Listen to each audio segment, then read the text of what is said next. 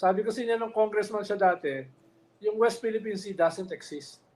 Ngayon, sinasabi niya, hindi niya mahanap yung coordinates.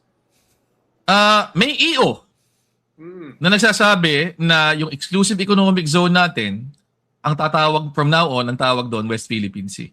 Kahit anong EO pa yan, pag sinabi niyang non-existent yung West Philippine Sea, non-existent. Okay. Di wala pala. Okay. Oo. Okay. Kung ako yung China, ganito yung reaction ko.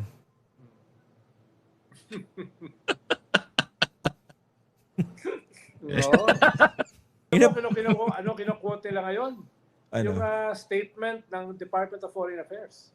Magkwan daw tayo, magkaroon ng self-restraint. Parang yun ang gusto ng China, no? Magkaroon tayo ng self-restraint habang sinasakop nila yung West Philippine Sea. Sen, gusto mo lang yung reaction ng China habang nanonood? Isa pa.